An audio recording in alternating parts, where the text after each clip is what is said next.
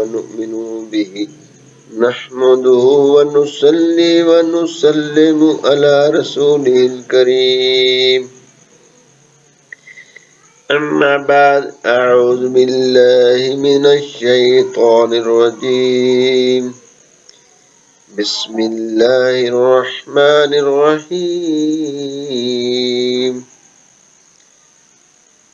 ذلك الكتاب لا ريب فيه هدى للمتقين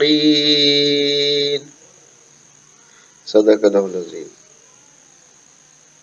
وہ عظیم الشان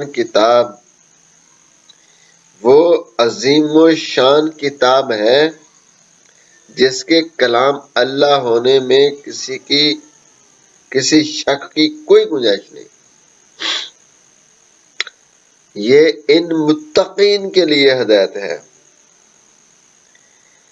سورت فاتحہ کے بعد سورت بقرہ لانے کی مناسبت یہ ہے کہ سورت فاتحہ میں اللہ کے بندوں نے اللہ سے صراط مستقیم کی ہدایت کا سوال کیا تھا، جو انعام یافتہ لوگوں کا راستہ ہو، گمراہوں اور مغضوب لوگوں کا راستہ نہ ہو۔ تو اللہ تعالیٰ نے فرمایا جس ہدایت کا تم نے سوال کیا ہے وہ اس کتاب میں ہے، اور اس میں انعام یافتہ لوگوں کی صفات ہیں، اور اللہ سے ڈرنے والے اور غیب پر ایمان لانے والے، نماز قائم کرنے والے، اللہ کے دیے ہوئے مال سے خرچ کرنے والے۔ اور اے نبی صلی اللہ علیہ وسلم، آپ پر جو کتاب نازل کی گئی ہے، آپ لوگوں سے پہلے جو کتابیں نازل کی ہیں سب پر یقین رکھتے ہیں۔ یہی لوگ دنیا میں ہدایت یافتہ ہیں، آخرت میں فوز و فلاح پانے والے ہیں۔ پھر گمراہ اور مغضوب لوگوں کی نشانیاں بیان کی۔ ان میں تبلیغ دین کا کوئی اثر نہیں ہوتا۔ آج یہ نشانی جو کفار اور مشرکین میں ہے، یہ اس کا کچھ نہ کچھ حصہ، بلکہ میں کہوں گا کہ 99% حصہ کلمہ پڑھنے والے مسلمانوں کے اندر موجود ہے۔ جتنی مرضی کہتے رہو، کوشش کرتے رہو، بعض لوگ تو اس قدر ان کے مترادف چلے گئے ہیں کہ کسی بات کا کوئی اثر ہوتا ہی نہیں ہے۔ وہ اثر قبول کرنے سے اپنے آپ کو پاک سمجھتے ہیں، اور پھر یہ بڑی بات ہے کہ وہ نماز نہ پڑھنے کے باوجود شیطان نے ان کے دل کے اندر کوئی ایسی صورتیں اور ایسے خیالات اور تصورات پختہ کر دیے ہیں کہ وہ کہتے ہیں کہ ہم کسی قسم کا کوئی گناہ نہیں کرتے، ہمارا دل صاف ہے، یہ جو نماز نہیں پڑھتے اللہ ہمیں معاف کر دے گا، اس لیے یہ اللہ کا حق ہے، تو ہم لوگوں کا حق نہیں کھاتے، نہ لوگوں کو برا کہتے ہیں، ہم بس حلال روزی کماتے ہیں، سارا دن محنت کرتے ہیں، نماز نہیں پڑھی جاتی۔ اگر ان لوگوں کو کہہ دیا جائے کہ بھئی آپ اللہ کی وہ حقوق کی وہ خلاف ورزی کر رہے ہو جس کا سب سے زیادہ قرآن پاک میں جس پر سب سے زیادہ زور دیا گیا ہے، اور یہ وہ حکم ہے جس کے بارے میں قرآن پاک میں جو اس کو پورا نہیں کرنے والے ان کے خلاف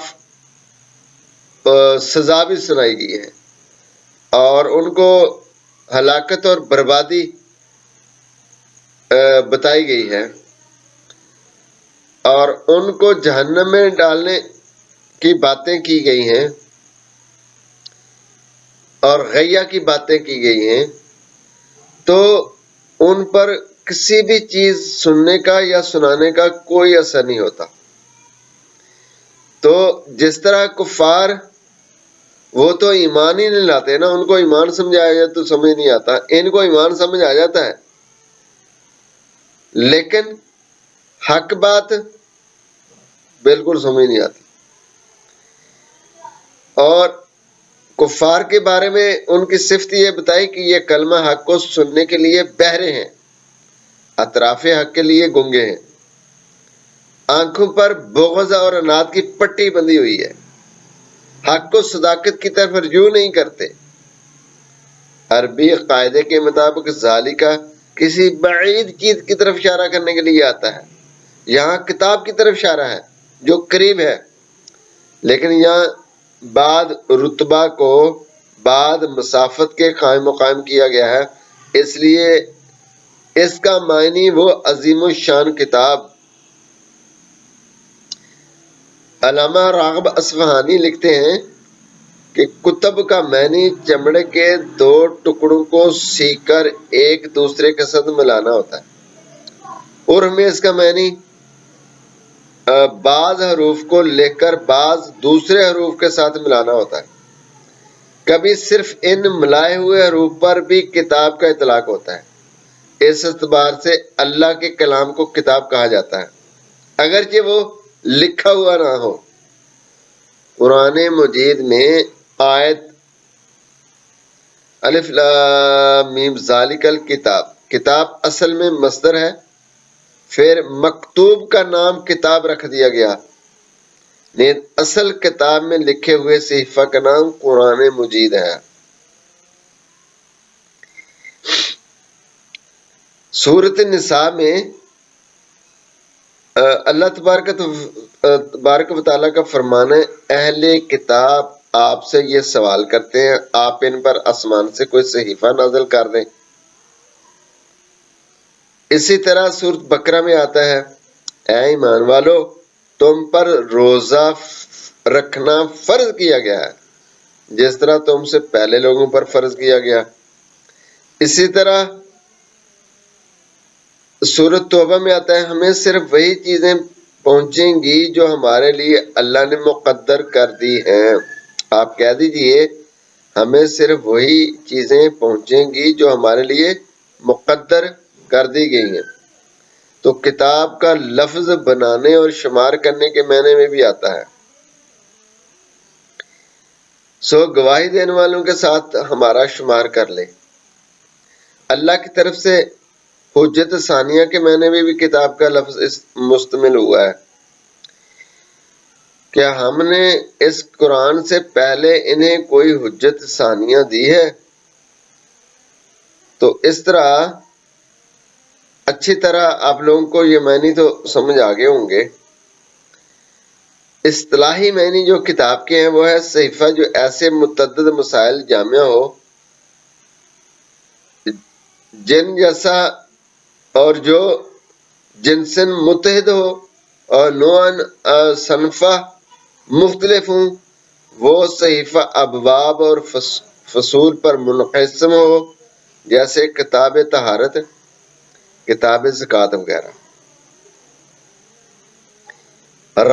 ریب کا لفظ آیا ہے اس آیت میں، تو ریب کا معنی ہوتا ہے حاجت۔ حدیث میں ہے، نبی پاک صلی اللہ علیہ وسلم کے پاس سے کچھ لوگ یہودی گزرے، بعض نے کہا کہ ان سے سوال کرو، اور بعض نے کہا تمہیں ان سے سوال کی کیا حاجت۔ اور ریب کا معنی شک اور تہمت بھی ہے۔ ریب اس شک کو کہتے ہیں جس میں تہمت کا عنصر ہو۔ حدیث میں ہے، جس چیز کا ریب ہو اس کو چھوڑ دو، اور اس کو اختیار کرو جس میں ریب نہ ہو۔ حضرت ابو بکر رضی اللہ تعالیٰ عنہ، حضرت عمر رضی اللہ تعالیٰ عنہ کو وصیت کی، جس چیز میں بالکل شبہ نہ ہو اس کو لازم کر لو۔ رسول اللہ صلی اللہ علیہ وسلم حضرت فاطمہ رضی اللہ تعالیٰ عنہ کے بارے میں فرمایا، جو چیز حضرت فاطمہ رضی اللہ تعالیٰ عنہ کو بے قرار کرتی ہے وہ مجھے بھی بے قرار کرتی ہے۔ اور تہذیب میں ہے، شک مع تہمت کو ریب کہتے ہیں۔ قرآن مجید میں ریب کی نفی اور اثبات کا محمل شک کی حقیقت ہے، کسی چیز کا دل میں کھٹکنا، دل کا مضطرب ہونا۔ شک کی ضد تامانیت ہے۔ اس کتاب کے منزل من اللہ ہونے میں، اس کی ہدایت اور ارشاد میں فصاحت اور بلاغت کے لحاظ سے اس کے معجز اور بے مثال ہونے میں کسی قسم کے شک و شبہ کی کوئی گنجائش نہیں ہے۔ سورۃ بقرہ کی آیت نمبر 23 ہے، جو کلام ہم نے اپنے عبد مقدس پر نازل کیا ہے، اگر تم اس کے منزل من اللہ ہونے میں شک ہے تو اس جیسی کوئی صورت بنا کے لے آؤ۔ یعنی اللہ کی طرف سے نازل ہونے میں اگر تمہیں اس میں شک ہے تو ایسی کوئی صورت لے آؤ۔ اس آیت میں بظاہر معلوم ہوتا ہے کہ مشرکین کو اس میں شک تھا۔ پہلی آیت میں یہ فرمایا کہ اس میں کوئی شک نہیں۔ اس کا جواب یہ ہے کہ فی نفسی قرآن مجید فصاحت و بلاغت کے ایسے مرتبے پر ہے کہ اس کے اللہ تعالیٰ کی طرف سے نازل ہونے میں کوئی تردد نہیں ہے، اور جو شخص بھی کھلے ہوئے ذہن اور بصیرت کی آنکھوں سے اس کو پڑھے گا یا بغور اس کلام کو سنے گا، اس کو اس کے کلام الہی ہونے میں کوئی شک و شبہ نہیں ہوگا۔ اس آیت کا یہ بھی مطلب نہیں ہے کہ کوئی شخص اس میں شک نہیں کرتا، بلکہ اس کا آیت کا مطلب یہ ہے کہ اپنے واضح اور روشن دلائل کی وجہ سے یہ شک کا محل نہیں اور اس میں تردد کی کوئی گنجائش نہیں ہے۔ اور اس کے باوجود اگر کفار اور مشرکین اس میں شک کرتے ہیں، اس کے باوجود کفار اور مشرکین اس میں شک کرتے ہیں تو اس کی وجہ اس کی بصیرت سے محرومی ہے، خواہش نفس کی اتباع، تکبر اور ہٹدرمی ہے، اپنے آباء و اجداد کی اندھی تقلید ہے۔ انہوں نے اپنے دماغ کے دریچے بند کر لیے اور وہ کسی نئی فکر کو اپنے ذہن میں آنے نہیں دیتے۔ قرآن مجید صراط مستقیم پر دلالت کرتا ہے، متقین کو قرآن مجید کے احکام پر عمل کرنے کی توفیق بھی نصیب ہوتی ہے اور قرآن مجید کے انوار سے مستنیر اور مستفید ہوتے ہیں۔ قرآن مجید میں تدبر فکر کرنے سے ان کے دماغ کی گرہیں کھلتی چلی جاتی ہیں۔ غیر متقین کے لیے بھی قرآن مجید ہدایت ہے، لیکن نیکی اور دنیا کی خیر کی طرف رہنمائی ہے، اگرچہ وہ اس کی ہدایت کو قبول نہیں کرتے اور کیا احکام پر عمل کر کے اپنی دنیا اور آخرت کو روشن نہیں کرتے۔ اور جن کفار اور مشرکین کے قرآن مجید کی ہدایت کو قبول نہیں کیا، اس سے قرآن مجید کی ہدایت ہونے میں کوئی فرق نہیں پڑتا۔ اگر اندھا آفتاب کو نہ دیکھے تو اس سے آفتاب کے روشن ہونے میں کیا فرق پڑتا ہے؟ سفراوی مجاز والا اگر شہد کی شیرینی محسوس نہ کرے تو اس میں شہر کی مٹھاس کی کیا کمی ہوتی ہے؟ قرآن مجید میں یہاں فرمایا کہ یہ تمام انسانوں کے لیے ہدایت ہے، اس سے یہ مراد ہے فی نفس ہی قرآن مجید کی ہدایت تمام انسانوں کے لیے ہے۔ جہاں جو فرمایا یہ متقین کے لیے ہدایت ہے، اس سے مراد یہ ہے کہ نتیجہ اور مال کار یہ متقین کے لیے ہدایت ہے، چونکہ اس سے ہدایت سے وہی فضیلت فیضیاب ہوتے ہیں اور فضیلت پاتے ہیں۔ دوسرا جواب یہ ہے کہ ان دونوں آیتوں میں جو تعارض بالکل نہیں ہے، ان دونوں آیتوں میں کسی قسم کا تعارض نہیں ہے، کیونکہ حقیقت میں انسان وہی ہے جو متقی ہو۔ رہے غیر متقی تو وہ اس آیت کا مستحق ہیں۔ بے شک ہم نے دوزخ کے لیے بہت سے انسان اور جن اور انسان پیدا کیے۔ وَلَقَدْ زَرَعْنَا كَثِيرًا مِّنَ الْجِنِّ وَالْإِنسِ لَهُمْ قُلُوبٌ لَّا يَفْقَهُونَ بِهَا وَلَهُمْ أَعْيُنٌ لَّا يُبْصِرُونَ بِهَا وَلَهُمْ آذَانٌ لَّا يَسْمَعُونَ بِهَا أُولَٰئِكَ كَالْأَنْعَامِ بَلْ هُمْ أَضَلُّ۔ بے شک ہم نے دوزخ کے لیے بہت سے جن اور انسان پیدا کیے، ان کے دل ہیں جس سے وہ سمجھتے نہیں، ان کی آنکھیں ہیں جن سے وہ دیکھتے ہیں، اور ان کے کان ہیں جن سے وہ سنتے نہیں۔ وہ چپائوں کی طرح ہیں بلکہ ان سے بھی زیادہ گمراہ ہیں، وہی غافل ہے۔ اس کا تیسرا جواب یہ ہے کہ ہر چند کے قرآن مجید تمام انسانوں کے لیے ہدایت ہے، لیکن چونکہ متقی انسانوں کے لیے اعلیٰ افراد ہیں، اس لیے انہیں کا تشریفہ اور تکریمہ ذکر کیا گیا۔ تقوی اصل میں وہ قوی تھا، یہ فعل کے وزن میں اس میں حاصل بالمصدر ہے، اور وقیت سے بنا ہوا واو کو تا سے بدل دیا اور تقوی ہو گیا۔ اسی طرح تقات اصل میں وقا ہے، اور تجا اور تراس اصل میں وجہ اور وارث ہے۔ وقا یقیہ کا معنی ہے کسی چیز کو اذیت سے محفوظ رکھنا، اس کی حمایت اور حفاظت کرنا۔ علامہ راغب اصفہانی رحمۃ اللہ علیہ وہ لکھتے ہیں کہ تقوی کا معنی ہے کسی ڈرانے والی چیز سے نفس کو بچانا اور اس کی حفاظت کرنا۔ کبھی خوف کو بھی تقوی کہتے ہیں، اور اس کا شرعی معنی میں گناہ کی آلودگی سے نفس کی حفاظت کرنا ہے، اور یہ ممنوع کاموں کے ترک سے حاصل ہوتا ہے۔ کامل تقوی تب حاصل ہوتا ہے جب بعض مباحات کو بھی ترک کر دیا جائے، جیسا کہ حدیث میں ہے، حلال بھی ظاہر ہے، حرام بھی ظاہر ہے، اور جو ان کے درمیان متشابہات ہیں جن کو بہت سے لوگ نہیں جانتے، سو جو شخص متشابہات سے بچ گیا اس نے اپنے دین اور اپنی عزت کو محفوظ کر لیا۔ اور سورۃ اعراف میں آتا ہے، پس جو لوگ گناہوں سے باز رہے، انہوں نے نیکیاں کی، تو ان میں کوئی خوف ہوگا نہ وہ غمگین ہوں گے۔ اور سورۃ آل عمران میں ہے، اللہ سے ڈرو جیسا کہ ڈرنے کا حق ہے۔ سورۃ زمر میں ہے، جو لوگ اپنے رب سے ڈرتے تھے اور جنت کی طرف گروہ در گروہ بھیجے جائیں گے۔ ایک اور عالم دین نے تقوی کی یوں تعریف کی ہے کہ اللہ تعالیٰ کی اطاعت کر کے نفس کو عدم اطاعت کے عذاب سے بچانا تقوی ہے۔ اللہ تعالیٰ کی اطاعت کر کے اپنی جان کو، اپنے آپ کو عدم اطاعت کے عذاب سے بچانا تقوی ہے۔ اللہ تعالیٰ کی معصیت کے عذاب سے نفس کو بچانا تقوی ہے۔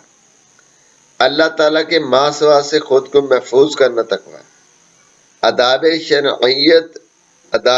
شریعت کی حفاظت کرنا تقوی ہے۔ ہر وہ کام جو اللہ سے بندے کو دور کر دے، اس سے خود کو باز رکھنا تقوی ہے۔ حظوظ نفسانیہ یعنی خواہشات نفسانیہ کو ترک کرنا اور ممنوعات سے دور رہنا تقوی۔ تم اپنے نفس میں اللہ تعالیٰ کے سوا کسی کو نہ دیکھو، یہ تقوی ہے۔ تم اپنے آپ کو کسی سے بہتر گمان نہ کرو، یہ تقوی ہے۔ ما سوائے اللہ کو ترک کرنا تقوی۔ نبی پاک صلی اللہ علیہ وسلم کی قولاً فعلاً اقتداء کرنا تقوی ہے۔ علامہ قرطبی رحمۃ اللہ علیہ لکھتے ہیں، کسی ناپسندہ چیز سے خود کو بچانے کے لیے اپنے اور اس چیز کے درمیان کوئی آڑ بنا لینا۔ اور متقی وہ شخص ہے جو اپنے نیک اعمال اوروں پر خلوص دعاؤں سے اپنے آپ کو اللہ کے عذاب سے بچائے لے۔ اپنے نیک مال اور پرخلوص دعاؤں سے، یعنی خالص اخلاص کے ساتھ اللہ سے دعا کر کے اپنے آپ کو اللہ کے عذاب سے بچا لے۔ زہر بن جاش کہتے ہیں، حضرت عبداللہ بن مسعود نے ایک دن فرمایا، لوگ بہت ہیں لیکن ان میں بہتر وہ ہیں جو تائب ہوں یا متقی ہوں۔ پھر ایک دن کہا، لوگ بہت ہیں لیکن ان میں بہتر وہ ہیں جو عالم ہوں یا متکلم ہوں۔ متقی وہ ہے جس کا ہر قول، ہر عمل اللہ کے لیے ہو۔ ایک اور بزرگ کہتے ہیں، متقی وہ ہے جس کے دل سے شہوت کی محبت نکال لی گئی ہو۔ ایک قول اور ہے کہ متقی وہ ہے جو شرک سے بچے اور نفاق سے بری ہو۔ ایک قول اور ہے، وہ حضرت عمر بن خطاب نے حضرت ابی بن کعب سے تقوی کے متعلق سوال کیا تو انہوں نے کہا کہ آپ نے کانٹوں والا راستہ دیکھا؟ حضرت عمر نے کہا ہاں۔ پوچھا پھر آپ نے کیا کہا؟ حضرت عمر نے کہا میں نے 5 اوپر اٹھائے اور ان سے بچ کر نکلا۔ حضرت ابی بن کعب رضی اللہ تعالیٰ عنہ نے کہا یہی تقوی ہے۔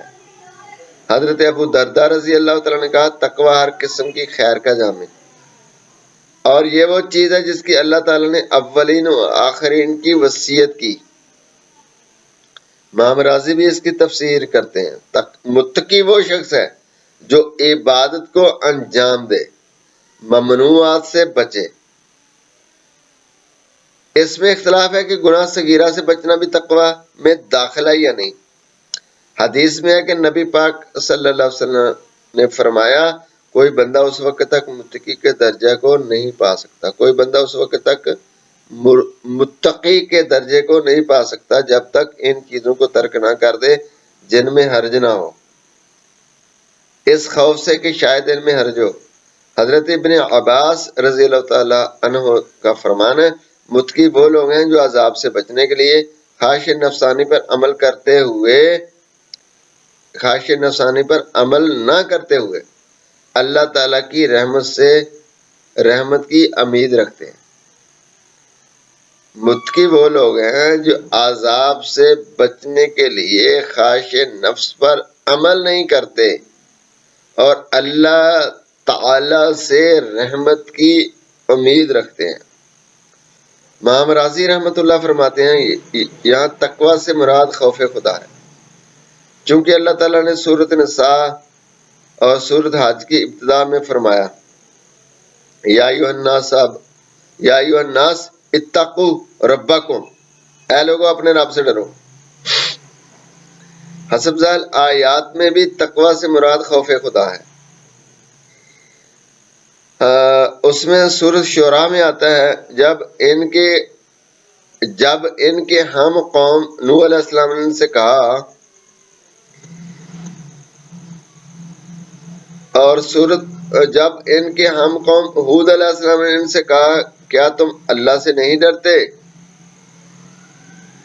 اور حضرت صالح علیہ السلام نے کہا کیا تم اللہ سے نہیں ڈرتے، لوط علیہ السلام نے کہا کیا تم اللہ سے نہیں ڈرتے، حضرت شعیب علیہ السلام نے کہا کیا تم اللہ سے نہیں ڈرتے، حضرت ابراہیم علیہ السلام نے کہا کہ اللہ کی عبادت کرو اور اس سے ڈرو۔ تو یہ مختلف آیتوں میں تقوی کا لفظ آیا ہے جو میں نے جن آیتوں کا ترجمہ پیش کیا ہے۔ بے شک اللہ نے تم میں سے سب سے مکرم وہ ہیں جو سب سے زیادہ متقی ہیں۔ حضرت ابن عباس سے روایت ہے کہ نبی پاک صلی اللہ علیہ وسلم نے فرمایا جو شخص یہ چاہتا ہو کہ وہ لوگوں میں سب سے زیادہ مکرم ہو وہ اللہ سے ڈرے، اور حضرت علی بن ابی طالب رضی اللہ تعالیٰ عنہ نے فرمایا مسیت پر اصرار نہ کرنا، عبادت پر مغرور نہ ہونا تقوی ہے۔ حضرت ابراہیم بن ادم رحمۃ اللہ نے کہا تقوی یہ ہے کہ تمہاری زبان پر مخلوق کا عیب نہ ہو، فرشتے تمہارے افعال میں عیب نہ پائیں، اللہ تعالیٰ تمہارے دل میں کوئی عیب نہ دیکھے۔ یہ تو بڑی سخت باتیں ہیں۔ علامہ واقدی رحمۃ اللہ نے کہا تقوی یہ ہے کہ جس طرح تم اپنے ظاہر کو مخلوق کے لیے مزین کرتے ہو اسی طرح اپنے باطن کو اللہ کے لیے مزین کرو۔ ایک قول یہ ہے کہ اللہ تعالیٰ تم کو وہاں نہ دیکھے جہاں اس نے تمہیں منع کیا ہے۔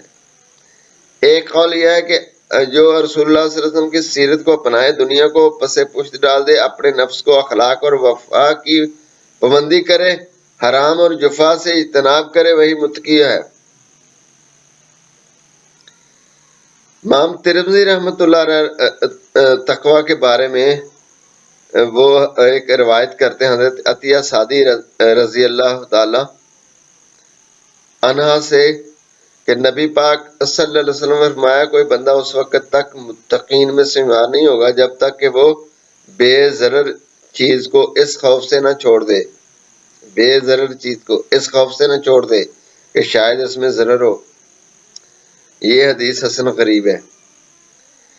امام مسلم روایت کرتے ہیں حضرت ابو ہریرہ سے کہ نبی پاک صلی اللہ علیہ وسلم فرماتے ہیں ایک دوسرے سے حسد نہ کرو، کسی کو فنسانے کے لیے زیادہ قیمت نہ لگاؤ، اور ایک دوسرے سے بغض نہ رکھو، ایک دوسرے سے روح گردانی نہ کرو، کسی کی بے پر بے نہ کرو، اللہ کے بندے بھائی بھائی بن جاؤ، مسلمان کے بھائی، اس پر ظلم نہ کرے، اس کو رسوا نہ کرے، اس کو حقیر نہ جانے۔ پھر آپ صلی اللہ علیہ وسلم نے اپنے سینے کی طرف اشارہ کر کے 3 بار فرمایا تقویٰ یہاں ہے۔ کسی شخص کے برے ہونے کے لیے یہ کافی ہے کہ وہ اپنے مسلمان بھائی کو برا جانے۔ ایک مسلمان دوسرے مسلمان پر مکمل حرام ہے، اس کا خون، اس کا مال، اس کی عزت۔ امام ترمذی نے حضرت ابی بن کعب رضی اللہ تعالی عنہ سے بیان کیا کہ نبی پاک صلی اللہ علیہ وسلم نے فرمایا، یہ آیت جو حدیث ہے میں یہ دوسرے کسی موقع پہ بیان کر دوں گا۔ میں یہاں حضرت انس کی روایت بیان کرتا ہوں کہ نبی پاک صلی اللہ علیہ وسلم نے فرمایا، تمہارا رب یہ فرماتا ہے کہ میں ہی اس بات کا زیادہ مستحق ہوں کہ مجھ سے ڈرا جائے، سو جو شخص مجھ سے ڈرے گا تو میری شان یہ ہے کہ میں اس کو بخش دوں گا۔ حضرت ابو ذر رضی اللہ تعالیٰ عنہ بیان کرتے ہیں کہ نبی پاک صلی اللہ علیہ وسلم نے فرمایا، مجھے ایک ایسی آیت کا علم ہے، اگر لوگ صرف اس آیت پر عمل کر لیں تو وہ ان کے لیے کافی ہو، اور جو شخص اللہ سے ڈرتا ہے اللہ تعالیٰ اس کے لیے مشکلات سے نکلنے کا راستہ بنا دیتا ہے۔ حضرت معاذ رضی اللہ تعالیٰ عنہ بیان کرتے ہیں کہ نبی پاک صلی اللہ علیہ وسلم نے فرمایا، شاید اس سال کے بعد تم مجھ سے ملاقات نہیں کرو گے۔ حضرت معاذ رسول اللہ صلی اللہ علیہ وسلم کے فراق کے صدمے میں رونے لگے۔ پھر نبی پاک صلی اللہ علیہ وسلم مدینہ کی طرف متوجہ ہوئے اور فرمایا، میرے سب سے زیادہ قریب متقی لوگ ہوں گے، خواہ وہ کوئی بھی ہوں اور کہیں بھی ہوں۔ تو اللہ تبارک و تعالی ہمیں بھی متقیوں میں شامل فرمائے۔ اگر یہ اعتراض کیا جائے قرآن مجید کا متقین کے لیے ہدایت ہونا تحصیل حاصل ہے، کیونکہ متقین تو خود ہدایت یافتہ ہیں۔ ان کے کئی جواب ہیں۔ پہلا جواب یہ ہے کہ متقین سے مراد یہ ہے کہ جو لوگ تقوی حاصل کرنے کا ارادہ کریں سو یہ کتاب ان کے لیے ہدایت ہے۔ دوسرا جواب یہ ہے کہ ہدایت سے مراد ہدایت پر دوام اور ثبات ہے، یعنی اس کے کتاب کے مطالعہ پر عمل کرنے سے متقین کو ہدایت پر دوام اور ثبات حاصل ہوتا ہے۔ تیسرا جواب یہ ہے کہ تقوی کے کئی مراتب ہیں، نفس کی کفر اور شرک سے حفاظت کرنا، نفس کی گناہ کبیرہ سے حفاظت کرنا، نفس کی گناہ صغیرہ سے حفاظت کرنا، نفس کی خلاف سنت کی حفاظت کرنا، نفس کی خلاف اولا سے حفاظت کرنا، نفس کی ما سوا اللہ سے حفاظت کرنا۔ سو جو شخص تقوی کے لیے ایک مرتبہ پر فائز ہو، جو شخص تقوی کے لیے کسی ایک مرتبہ پر فائز ہو تو یہ کتاب اس کے لیے اگلے تقوی کے اگلے مرتبے کے لیے ہدایت ہے۔ جو شخص تقوی کے کسی ایک مرتبے پر فائز ہو تو یہ کتاب اس کے لیے تقوی کے اگلے مرتبہ کے لیے ہدایت ہے۔ الحمدللہ آپ لوگوں نے آدھا گھنٹہ میرے ساتھ گزارا۔ اللہ تبارک و تعالی ہم سب کو تقوی کے صحیح معنی اور صحیح سمجھ کر اس پر عمل کی توفیق عطا فرمائے۔ تقوی کے مفہوم کو، معنی کو صحیح طرح سمجھ کر اس پر توفیق عطا فرمائے۔ السلام علیکم ورحمۃ اللہ۔